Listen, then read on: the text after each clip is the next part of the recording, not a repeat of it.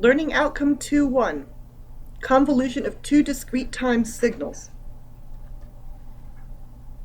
In the previous video, I introduced to you the convolution sum equation and how, based on the properties of linearity and time invariance, it comes to be.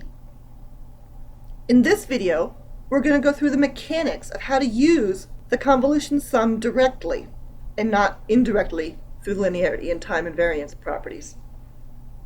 We're going to do the example with these two signals, x of n and h of n, as shown. If you look at the convolution sum, we do not need x of n, we need x of k. And we do not need h of n, we need h of n minus k. And that we're summing over k. So k is our variable that we really want to be working with, not n. So the first thing we're going to do is to change this variable n from an n to a k. And that also changes this n here to a k.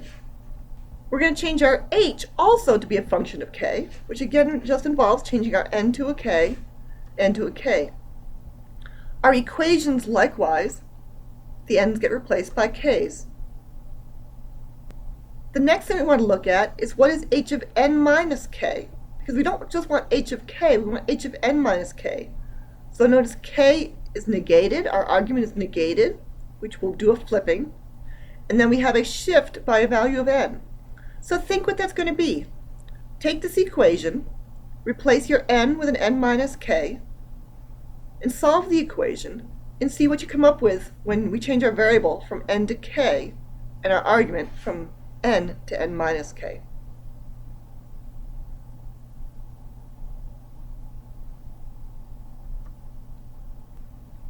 When we change the argument, the n becomes an n minus k, both in the initial equation and everywhere else that is shown. A little bit of algebra on these parts here says that k is n minus 1, k is n minus 2.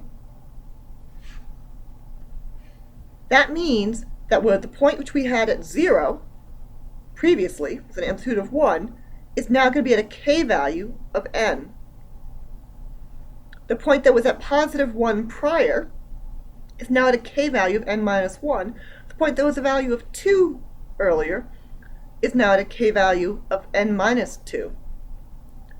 This algebra is going to be the same. Whenever we have an n of 0, we're going to have an n minus k is 0 and a k equals n. So if we go to our original picture, original function, identify where n is 0, take that point, relabel it n, and then flip the remaining parts around there and just figure out how far we are ahead or behind that n. That procedure is something that you use for all functions. Now that we have the two functions that are in our convolution sum, we need to combine them and use the sum for them. N is a variable, and it's going to take on every possible value from minus infinity to infinity. We do them one by one. So if we start off with the very first one, n is negative infinity, that's going to shift our function, our h of n minus k, back to negative infinity. When we take the product of our h of n minus k and our x of k, the product is 0, because all the values of h of n minus k here are 0, and all the values of x of k here are 0. So all the non-zero values are multiplied by 0, and all these non-zero values are multiplied by 0. So we get all these 0 values, and that's within this argument here.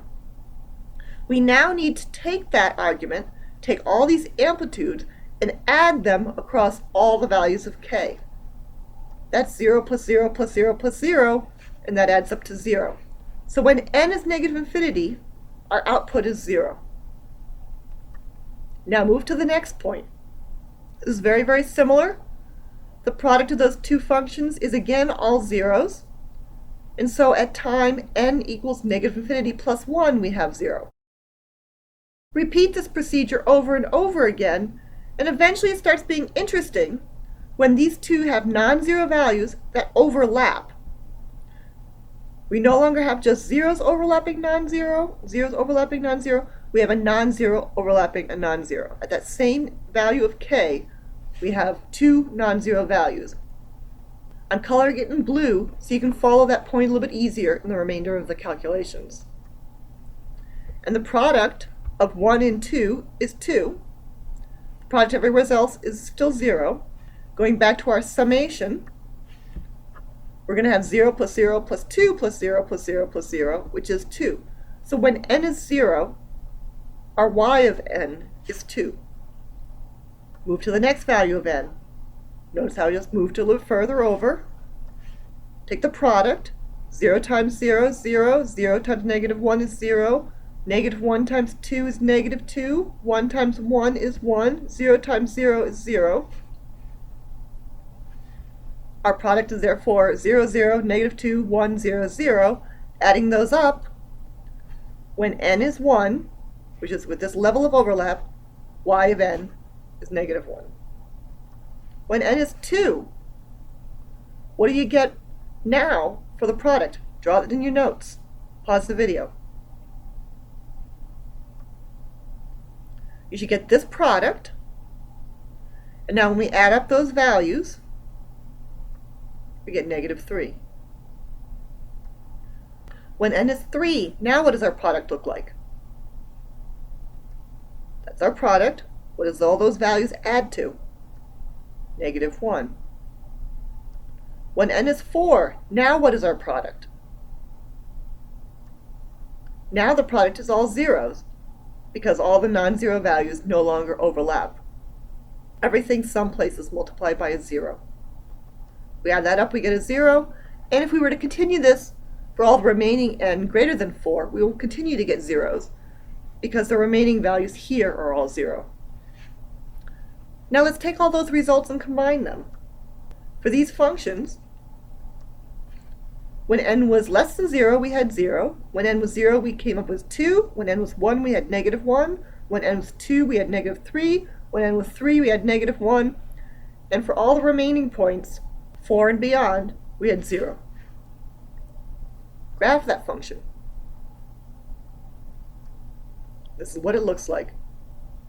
You've now done your first convolution. Congratulations. Try working out again without the video.